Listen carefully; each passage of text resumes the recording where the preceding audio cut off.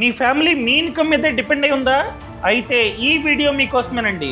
మార్కెట్లో చాలా ఇన్సూరెన్స్లు ఉన్నాయి. ఇక్కడ మీ ఫ్యామిలీ అంతా మీ ఇన్కమ్ మీదే డిపెండ్ అయి ఉంది కనుక మీరు తీసుకోవాల్సింది టర్మ్ ఇన్సూరెన్స్. ఖచ్చితంగా మీరైతే తీసుకోవాలి. ఎందుకు? మనం బ్రతుకున్నప్పుడు మనకి చాలా డ్రీమ్స్ ఉంటాయి. బైక్ అని, కార్ అని, ఇల్లని, అండ్ ఫ్యూచర్ లో పిల్లల చదువులని, పిల్లల పెళ్ళని, ఇలా చాలా డ్రీమ్స్ ఉంటాయి. కొందరికైతే ఎర్లీగా రిటైర్మెంట్ అవ్వాలి, ఇలాంటి డ్రీమ్స్ ఉంటాయి. మనం బ్రతుకున్నప్పుడు వాటిని అచీవ్ చేయడానికి ట్రై చేస్తూ ఉంటాం. అదే మనకి రిస్క్ అయితే ఆ డ్రీమ్స్ అన్ని వానిష్ అయిపోతాయి. అదే మనం కనుక తెలివిగా మంచి కంపెనీ వద్ద టర్మ్ ఇన్సూరెన్స్ తీసుకున్నాం అనుకోండి. ఫర్ ఎగ్జాంపుల్, మీరు 2 కోట్ల టర్మ్ ఇన్సూరెన్స్ పాలసీ తీసుకున్నారు. సో తీసుకున్న తర్వాత మనకి రిస్క్ అయిందనుకోండి, బీమా సంస్థ మన కుటుంబానికి 2 కోట్లు ఇస్తుంది. సో మనం లేకపోయినా కూడా మన ఫ్యామిలీ ఆ డ్రీమ్స్ ని అచీవ్ చేయడానికి ఛాన్స్ ఉంటుందన్నమాట. సో ఈ రోజు ఈ వీడియోలో టర్మ్ ఇన్సూరెన్స్ విషయంలో చాలా మంది చేస్తున్న తప్పులేంటో చెప్తా. సో ఈ వీడియోని లాస్ట్ వరకు చూడండి.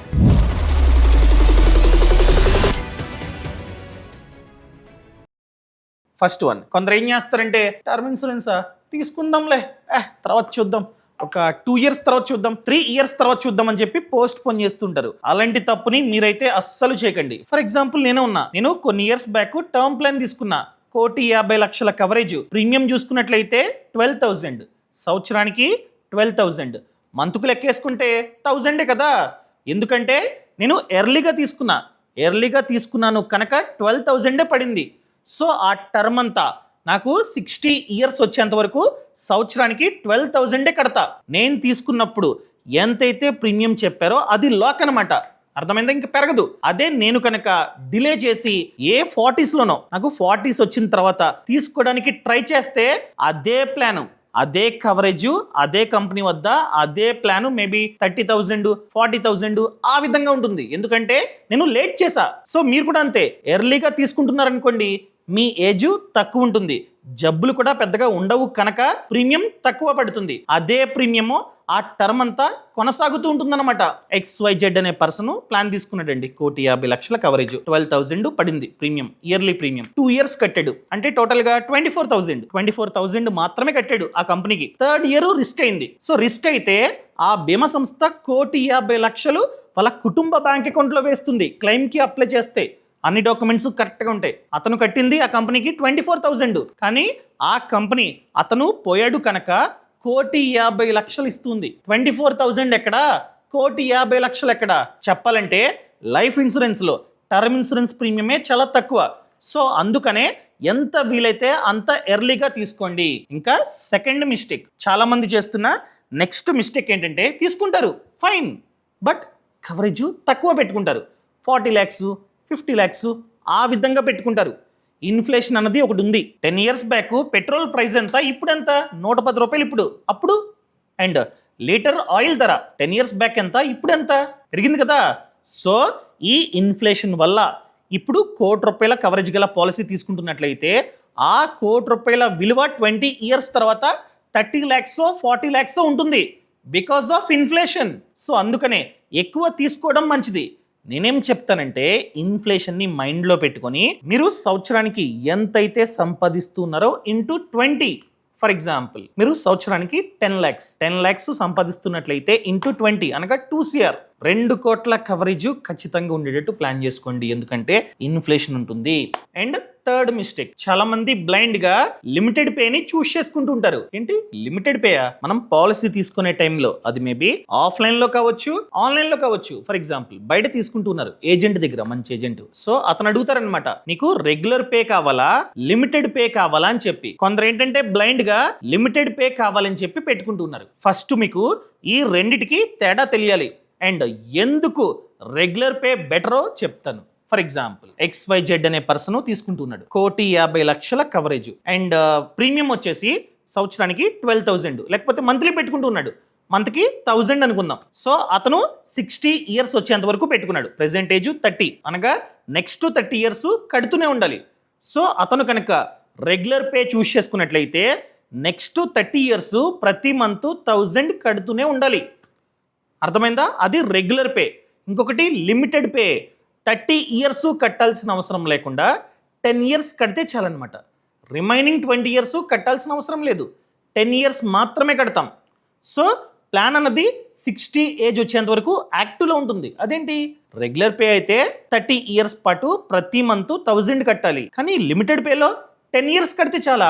అదేంటి, ఆ 10 ఇయర్స్ కూడా ఎక్కువ ప్రీమియం కట్టాలి. ఎంత, 1800, 1900 ఆ విధంగా కట్టాలి. రెగ్యులర్ పే అయితే 1000, కానీ లిమిటెడ్ పే అయితే 10 ఇయర్స్ పాటు మంత్కి 1800 ఎక్కువ ప్రీమియం కట్టాలన్నమాట. అర్థమైందా? సో ఇక్కడ చిన్న ఎగ్జాంపుల్ చెప్తా, రెండిట్లో ఏది బెటరో మీకే అర్థమవుతుంది. ఇద్దరు సేమ్ ఏజ్, సేమ్ టైంలో సేమ్ కంపెనీ వద్ద సేమ్ ప్లాన్ తీసుకుంటున్నారు. ఒకడేం చేశాడు, రెగ్యులర్ పెట్టుకున్నాడు 30 ఇయర్స్కి టర్మ్కి, ఇంకొకడు అదే 30 ఇయర్స్కి లిమిటెడ్ పెట్టుకున్నాడు. సో వీడైతే 1000 కడుతున్నాడు ప్రతి మంత్, వీడు 1800 కడుతున్నాడు. సో 9 ఇయర్స్ తర్వాత పాలసీ తీసుకున్న 9 ఇయర్స్ తర్వాత ఇద్దరికి ఒకేసారి యాక్సిడెంట్ అయ్యి ఇద్దరు చనిపోయారు. సో ఇద్దరికి వచ్చేది 1,50,00,000, సేమ్ కవరేజ్. కానీ ఒకడేమో నెలకి 1000 రూపాయలు కట్టాడు, ఇంకొకడేమో నెలకి 1800 కట్టాడు. కానీ ఇద్దరికి వచ్చే కవరేజ్ సేమ్ 1,50,00,000. వీడు ఎక్కువ కట్టినా కూడా వచ్చే కవరేజ్ సేము. సో అందుకనే ఇలాంటి సందర్భాలు రావచ్చని చెప్పి నేను రెగ్యులర్ బెటర్. ఎందుకు కట్టాలండి ఎక్స్ట్రాగా? సో నన్ను అడిగినట్లయితే రెగ్యులర్ కట్టుకుంటే మంచిది. ఇంకా 4th మిస్టేక్, కొందరు ఈ తప్పుని చేస్తున్నారు. ఏంటది, తప్పుడు సమాచారం ఇస్తున్నారు. ఒకవేళ మీరు కనుక ఆఫ్లైన్ మంచి ఏజెంట్ వద్ద తీసుకుంటున్నట్లయితే పదే చెక్ చేస్తారు వాళ్ళు. ఆధార్ కార్డు ఉందనుకోండి, ఆధార్ కార్డులో ఏదైతే పేరు ఉందో, పాన్ కార్డులో ఏదైతే పేరు ఉందో అదే రాస్తారు. పదే చూసుకుంటారు. డేట్ ఆఫ్ బర్త్ కూడా అంతే, పదే చూసుకుంటారు అనమాట. ఎందుకంటే వాళ్ళకి అలవాటు, తప్పులు చేయకూడదు. పాలసీ తీసుకునే టైంలో తప్పులు చేస్తే రేపొద్దున క్లెయిమ్ రాదు అని చెప్పి రెస్పాన్సిబుల్గా ఉంటారనమాట. అంతా ప్రాపర్గా రాస్తారు. కొందరు ఏం చేస్తారు, ఫాస్ట్గా ఆన్లైన్లో తీసుకుంటుంటారు, కానీ మిస్టేక్స్ చేస్తుంటారు. డేట్ ఆఫ్ బర్త్ చూసుకోరన్నమాట, తప్పిచ్చేస్తారు. స్పెల్లింగ్ మిస్టేక్ ఉంటుంది. ఇలాంటి తప్పులు చేస్తే ఫ్యూచర్లో క్లెయిమ్ రాదు. అండ్ అదేవిధంగా ఆన్లైన్లో తీసుకుంటున్నట్లయితే స్మోకింగ్ హ్యాబిట్ ఉందా అని చెప్పి అడుగుతుంది, ఎస్ నో. కొందరు ఏం చేస్తారంటే తెలియక నో కొడతారనమాట. గైడ్ చేసే వాళ్ళు కూడా పెద్దగా ఎవరు ఉండరు ఆ టైంలో. సో ఇలా తప్పుడు సమాచారం ఇస్తుంటారు. ఆఫ్లైన్లో అయితే ఏజెంట్ ఉంటారు కనుక ఆ తప్పులు జరగకుండా ఉండడానికి ఛాన్స్ ఉంది. అర్థమైందండి? సో మీరు ఆఫ్లైన్లో తీసుకుంటున్నా ఆన్లైన్లో తీసుకుంటున్నా సమాచారం కరెక్ట్గా ఇవ్వండి. ఈవెన్ ఏజెంట్ ఎంటర్ చేసినా కూడా ఒకసారి చెక్ చేసుకోండి, కరెక్ట్గా ఎంటర్ చేశారు లేదా అని చెప్పి. పొరపాటున తప్పులు ఇచ్చారనుకోండి, ఫ్యూచర్లో క్లెయిమ్ రాకపోవచ్చు. అండ్ ఏమైనా జబ్బులు ఉంటే తీసుకునే టైంలో చెప్పండి. అండ్ ఈ టర్మ్ ఇన్సూరెన్స్లో బెస్ట్ పార్ట్ ఏంటంటే, మనం పాలసీకి అప్లై చేసిన తర్వాత ఇంటికి వచ్చి శాంపిల్స్ అన్ని తీసుకెళ్తారు. మీరు ఆన్లైన్లో అప్లై చేసినా ఆఫ్లైన్లో అప్లై చేసినా ఒకళ్ళు వచ్చి శాంపిల్స్ అన్ని తీసుకెళ్ళి టెస్ట్ చేసి రిజల్ట్ ఇస్తారనమాట. సో రిజల్ట్ అంతా మంచిగా ఉందనుకోండి, వాళ్ళు ఎంతైతే చూపించారో ప్రీమియం అది ఫిక్స్ అనమాట. రిజల్ట్లో జబ్బులు ఉన్నాయని చెప్పి తెలిసిందనుకోండి, ప్రీమియం ఖచ్చితంగా పెరుగుతుంది, చూసుకోండి.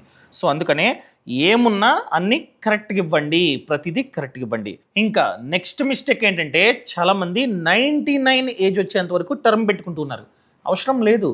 అంటే దీన్నే హోల్ లైఫ్ ఇన్సూరెన్స్ అంటారనమాట. నన్ను అడిగినట్లయితే మీకు 60 లేదా మ్యాక్స్ టు మ్యాక్స్ 70 ఏజ్ వచ్చేంత వరకు పెట్టుకుంటే చాలు. నన్ను అడిగినట్లయితే 60 అనే అంట. నేను కూడా నాకు 60 ఏజ్ వచ్చేంత వరకు పెట్టుకున్నా. ఎందుకు 60 to 70 వరకు పెట్టుకుంటే చాలు అంటున్నానంటే, ఫర్ ఎగ్జాంపుల్ మీ ఏజ్ 30 అండి. సో పాప లేకపోతే బాబు ఉన్నారు, ఆల్రెడీ ఇద్దరు పిల్లలు ఉన్నారనుకుందాం, ఓకేనా, 30 ఏజ్కి. సో మీకు 60 వచ్చేసరికి వాళ్ళకి ఒక 30 ఏజ్ లేకపోతే 28 to 29 ఆ విధంగా ఏజ్ వస్తుంది. అప్పటికి వాళ్ళు సెటిల్ అయి ఉంటారు. అండ్ 60 తర్వాత మీకు రిటైర్మెంట్ ఫండ్ వస్తుంది. ఆ దాని చాలా డబ్బు వస్తుంది. పెన్షన్ కూడా రావడం స్టార్ట్ అవుతుంది, ఒకవేళ మీరు మంచిగా ఇన్వెస్ట్మెంట్లు చేసుకున్నట్లయితే. సో మీ దగ్గర లంసంగా డబ్బు ఉంటుంది కనుక మీరు లేకపోయినా కూడా మీ కుటుంబం ఇబ్బంది పడదు ఆ టైంకి, మీరు రిటైర్మెంట్ అయిన తర్వాత. అండ్ మీ పిల్లలు వాళ్ళ కాళ్ళ మీద వాళ్ళు నిలబడడం స్టార్ట్ చేస్తారు. సో మనం లేకపోయినా కూడా ఆర్థికంగా వాళ్ళైతే ఇబ్బంది పడరు. టర్మ్ ఇన్సూరెన్స్ యొక్క ముఖ్య ఉద్దేశం ఏంటంటే, మనం లేకపోతే మన కుటుంబం ఆర్థికంగా రోడ్డు మీద పడకూడదు, అంతే కదా. సో ఆ ఏజ్కి వాళ్ళు సెటిల్ అవుతారు కనుక 99 ఏజ్ వచ్చేంత వరకు ఈ ప్రీమియం కట్టడం మంచిది కదని నా ఉద్దేశం. అండ్ నెక్స్ట్ వన్ ఏంటంటే, నెక్స్ట్ మిస్టేక్, కొందరు ప్లాన్ తీసుకుంటారు, అన్ని మంచిగా ఉంటాయి, కాకపోతే తీసుకున్నామని చెప్పి ఫ్యామిలీకి ఇన్ఫార్మ్ చేయరు. సో ఎగ్జాంపుల్గా ఒక పర్సన్ తీసుకున్నాడండి, మంచి కంపెనీ వద్ద మంచి ప్లాన్ తీసుకున్నాడు, కానీ ఇన్ఫార్మ్ చేయలే, బీరువాలో దాచాడు. కానీ ఇలా పెట్టాను పలానా డాక్యుమెంటు, రేపు నాకు రిస్క్ అయితే ఆ డాక్యుమెంటే ప్రూఫ్. సో పలానా కంపెనీలో తీసుకున్నా, వెళ్ళి క్లెయిమ్కి అప్లై చేయి, పలానా ఏజెంట్ వద్ద తీసుకున్నా, ఆ ఏజెంట్కి ఫోన్ చేయి, ఇది నంబర్ అని చెప్పాలి మనం. ఇవన్నీ చెప్పలేదండి. XYZ పర్సన్ తీసుకున్నాడు, కానీ ఇవేం చెప్పలా. బయటికి వెళ్ళాడు, యాక్సిడెంట్ అయింది, రిస్క్ అయింది, వాళ్ళ ఫ్యామిలీకి తెలియదు కాబట్టి క్లెయిమ్కి అప్లై చేయరు. అదే ముందుగానే ఇన్ఫార్మ్ చేసి ఉన్నట్లయితే ఇది పాలసీ డాక్యుమెంటు, ఇది ఏజెంట్ నంబరు, కాల్ చేయి, ఆయన వచ్చి హెల్ప్ చేస్తాడు, మనకి క్లెయిమ్ రావడానికి ఛాన్స్ ఉంటుంది, ఇలా చేయాలి అని ముందుగానే చెప్పాలన్నమాట. ఆన్లైన్లో తీసుకున్నారనుకోండి ఇంకా జాగ్రత్తగా ఉండాలి. ఇది రిలేషన్షిప్ మేనేజర్ నంబర్, ఏమన్నా జరిగితే ఈ నంబర్కి కాల్ చేయి, వాళ్ళు హెల్ప్ చేస్తారు, ఇది డాక్యుమెంటు. సో పలానా కంపెనీ వద్ద తీసుకున్నా, ఒకవేళ ఆన్లైన్లో రెస్పాన్స్ లేదనుకో డైరెక్ట్గా ఆ కంపెనీ ఆఫీసులు ఉంటాయి, వెళ్ళు క్లెయిమ్కి అప్లై చేయి అని చెప్పాలి. అర్థమైందండి? చెప్పడం చాలా అంటే చాలా ముఖ్యం. ఇంకా నెక్స్ట్ మిస్టేక్ ఏంటంటే చాలా మంది క్లెయిమ్ సెటిల్మెంట్ రేషియోని చూసి పాలసీ తీసుకుంటున్నారు. పలానా కంపెనీ క్లెయిమ్ సెటిల్మెంట్ రేషియో మంచిగా ఉంది, సో 95+ ఉంది అని చెప్పి బ్లైండ్ గా తీసుకుంటున్నారు. ఓన్లీ క్లెయిమ్ సెటిల్మెంట్ రేషియోనే కాదు, చాలా చూడాలి. Of course claim settlement ratio ఎక్కువ ఉండాలి. ఎంత? 95% కంటే ఎక్కువ ఉండాలి. Second one, amount settlement ratio కూడా 90% కంటే ఎక్కువ ఉంటే తీసుకోండి. అంటే ఏంటి అసలు? ఫర్ ఎగ్జాంపుల్, ఒక కంపెనీకి చాలా క్లెయిమ్స్ వచ్చాయి, ఆ క్లెయిమ్స్ విలువ 100 కోట్లు. బట్ ఈ కంపెనీ 100 కోట్ల విలువైన క్లెయిమ్స్ వస్తే 50 కోట్లు మాత్రమే ఇచ్చింది. అంటే ₹1,00,00,000 అప్లై చేశారండి, వాళ్ళకి 70 లక్షలు 50 లక్షలు ఈ విధంగా ఇస్తుంది. సో 100 కోట్ల క్లెయిమ్స్ వస్తే అందరికి ఇచ్చింది, చాలా మందికి క్లెయిమ్ ఇచ్చింది, కాకపోతే సగం లేకపోతే అందులో 60%, 70% ఈ విధంగా మాత్రమే సెటిల్మెంట్ చేసిందండి. సో 100 కోట్ల క్లెయిమ్ వస్తే ఓవరాల్గా 50 కోట్లు మాత్రమే ఇచ్చిందనుకోండి, ఆ కంపెనీ యొక్క అమౌంట్ సెటిల్మెంట్ రేషియో 50% మాత్రమే. సో అది 90% కంటే ఎక్కువ ఉండాలి. మీరు కావాలంటే గూగుల్లో కొట్టండి, డేటా మీకైతే దొరుకుతుంది. IRDAI వెబ్సైట్లో కూడా ఆ డేటా ఉంటుంది. సో ఎప్పుడైనా సరే క్లెయిమ్ సెటిల్మెంట్ రేషియో 97 కంటే ఎక్కువ ఉండాలి, అమౌంట్ సెటిల్మెంట్ రేషియో 90% కంటే ఎక్కువ ఉండాలి. అంటే 100 కోట్ల విలువైన క్లెయిమ్స్ వస్తే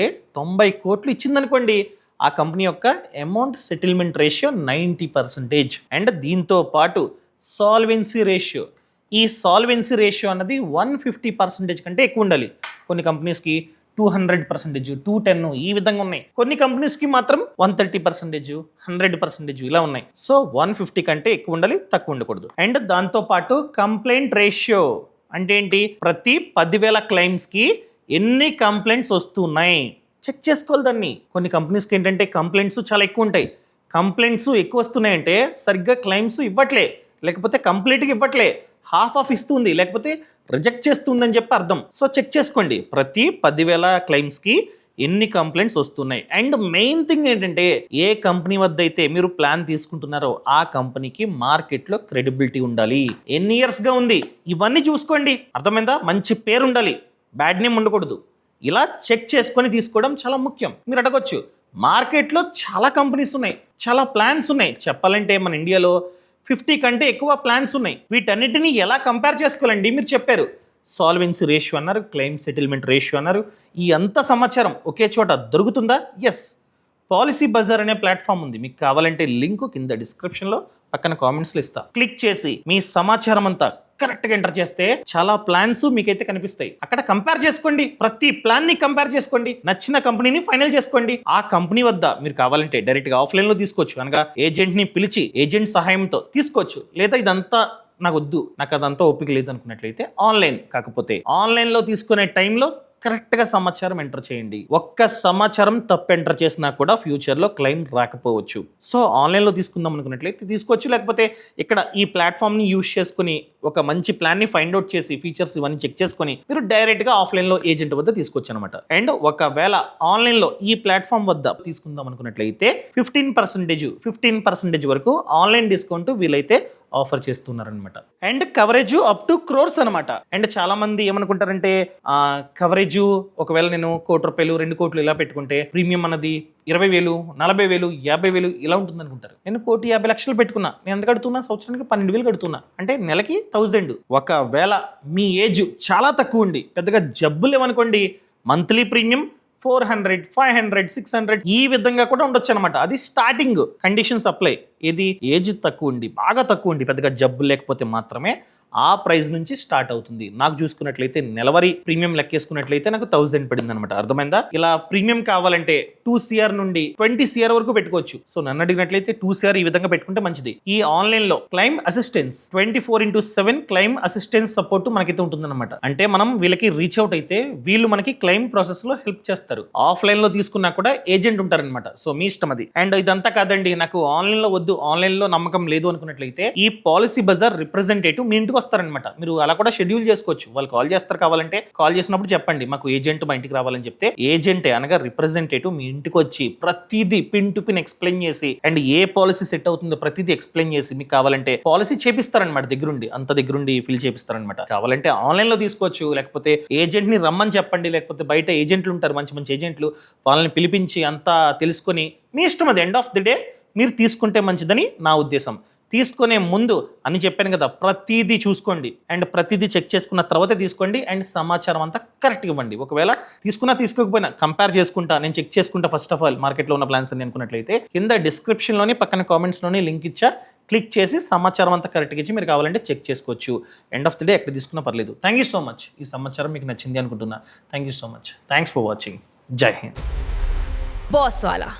Be the boss.